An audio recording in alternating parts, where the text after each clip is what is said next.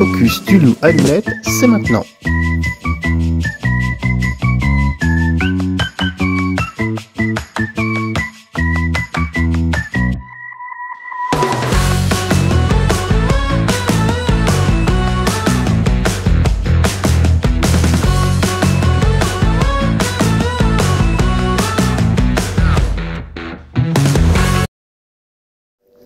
Bienvenue sur ce focus du loup à lunettes numéro 32. Comment allez-vous, jeune louveteau? On vous attendait. Nous avons lu dernièrement un album pour enfants avec des images sublimes tout en noir et blanc. Il faut absolument qu'on vous en parle. Le focus, c'est maintenant. Le titre tout d'abord, Charlie's Follies, de Didier Lévy en auteur et illustré par le magique Pierre Vaquez. Pierre Vaquez, vous savez bien, celui qui fait des dessins à la gravure en taille douce, cette technique dite de la manière noire qui donne un effet d'univers de dessins animés rétro en noir et blanc et d'une incroyable beauté. Vous ne pouvez pas avoir oublié Aspergus, la souris peintre, ou bien Holo, naissance d'un héros avec son requin, et également le train fantôme et son monstre de fête foraine. D'autres albums du duo d'auteurs. Tous sont publiés chez l'éditeur Sarbacane. À noter rapidement que le terme anglais « follies » fera référence à une excentricité, des bêtises, des sottises, à des choses qui manquent de bon sens, des activités qui ne servent à rien. Vous comprendrez bientôt pourquoi ce choix. Passons à l'histoire. Que raconte l'histoire ? C'est l'aventure d'un original, d'un chien pas méchant, rêveur, mais aussi inventeur. Charlie les Petits Petons, c'est son nom. Charlie les Petits Petons vivra seul et surtout la nuit. Il aura ses petites habitudes à vagabonder dans une ville noire et presque tranquille, trouée de fenêtres éclairées. C'est la nuit qu'il aimera à se promener après la pluie, chantonnant un peu et aussi faisant d'étranges petites courses de rue.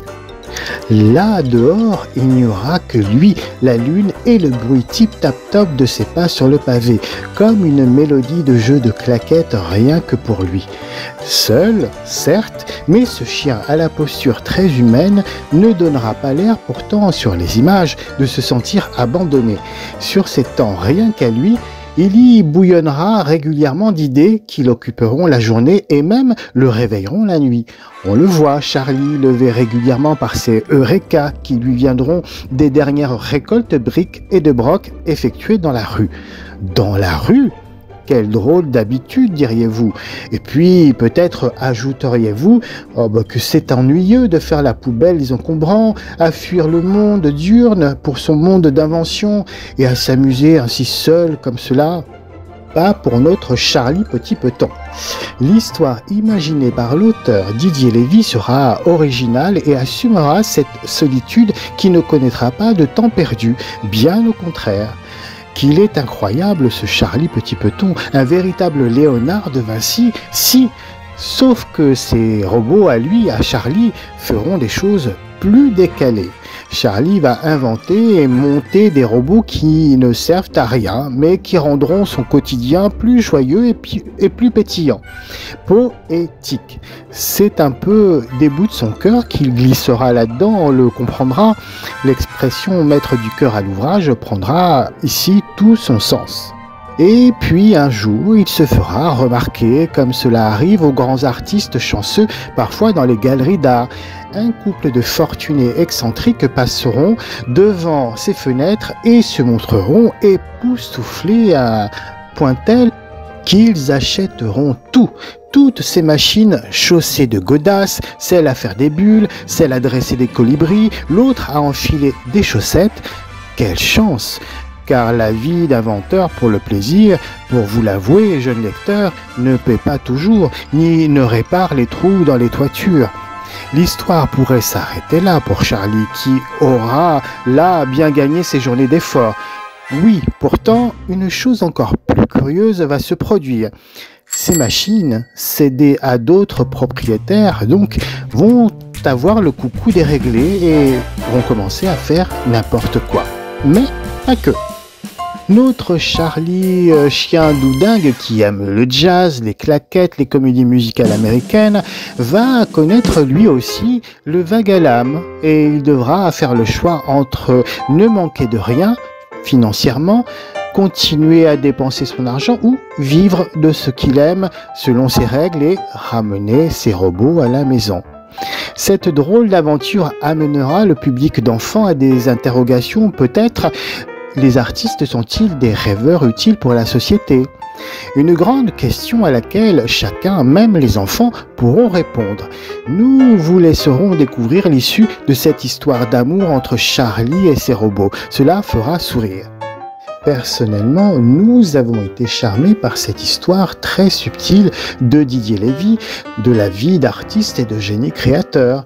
Parfois, on y est seul avec sa muse. C'est triste et intense à la fois. Et la curiosité et le temps leur rendront hommage une autre fois à un moment peut-être pas de leur vivant où les gens rechercheront ce grain de folie-là et le comprendront enfin. Ce sont comme l'on dit, des visionnaires. Et puis évidemment, il y a le dessin très soigné de Pierre Vaquès, la technique très dessins animés rétro du Toons en noir et blanc qui nous fera fondre de tendresse. Cet univers de Petit Peton nous inspirera pour certains la poésie des Charlots de Chaplin, l'espièglerie du personnage, rêveur sans le sou sur fond de société de consommation abondante.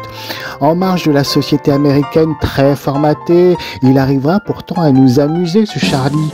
Il libre comme le vagabond ce Chaplin, comme le philosophe, le poète et l'irrésistible opportuniste aussi.